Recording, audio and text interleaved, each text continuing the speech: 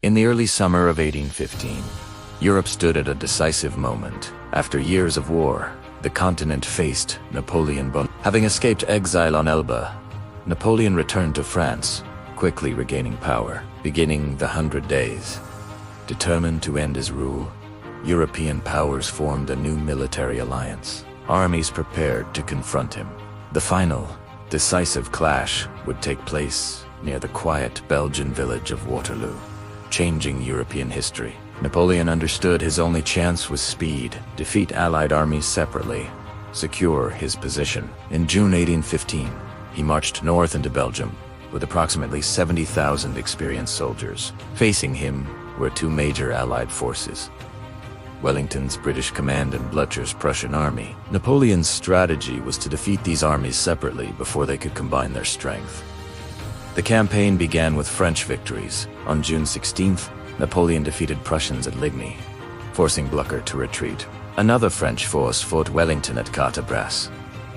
Wellington held ground, then withdrew north near Waterloo. Napoleon believed Prussians were far enough away. Confident, he prepared for a decisive battle alone. The battlefield near Waterloo consisted of gently rolling farmland, broken by roads, small farms, and hedges. Wellington positioned his army along a ridge, providing natural protection from French artillery fire. In front of his line stood fortified farmhouses: Hougoumont, La Haye-Sainte, and Papelot. Wellington's army included British, Dutch, Belgian, and German states, many inexperienced but disciplined. Napoleon planned to begin early on June 18th, but heavy rain turned the ground into deep mud. This delayed the attack, allowing Blücher's Prussian forces time to recover and move toward the battlefield. Around late morning, the French army opened with artillery bombardment, followed by an assault on French troops launched repeated attacks, but British guards held the position in a fierce struggle all day. Napoleon ordered a massive infantry assault against Wellington's center-left.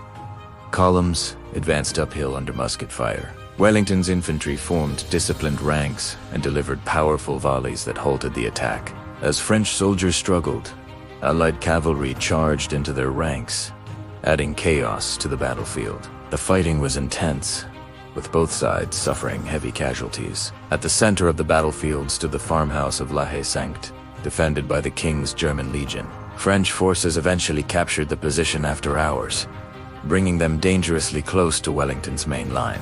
Sensing opportunity, Napoleon ordered waves of cavalry to charge the Allied ridge, hoping to break formation. But Wellington's soldiers quickly formed defensive squares. Again and again, French cavalry attacked, but the squares held firm. As the battle raged, a new threat appeared on the French right flank. Blücher's Prussian army began arriving. Despite Napoleon's earlier victory, Prussians marched rapidly to support Wellington. French troops diverted forces. The fighting continued into the evening. Both sides were exhausted, yet the outcome remained uncertain.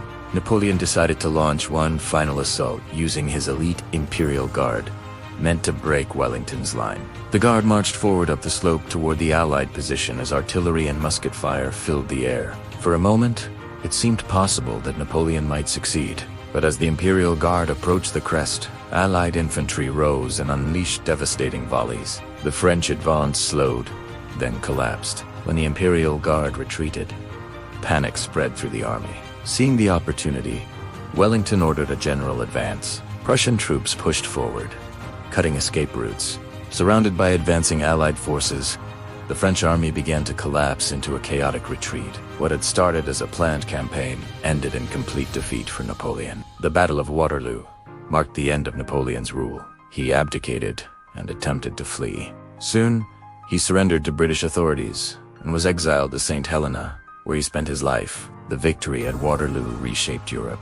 Allied powers restored monarchy and established a balance of power. For decades, the battle stood as a symbol of the end of the Napoleonic Wars and defeat of a famous commander. Today, the quiet fields near Waterloo remain a historic site, visited by thousands each year. Monuments stand across the landscape, reminding visitors of the soldiers who fought and died there. The Battle of Waterloo was not only the final chapter in Napoleon's career, but a turning point for Europe.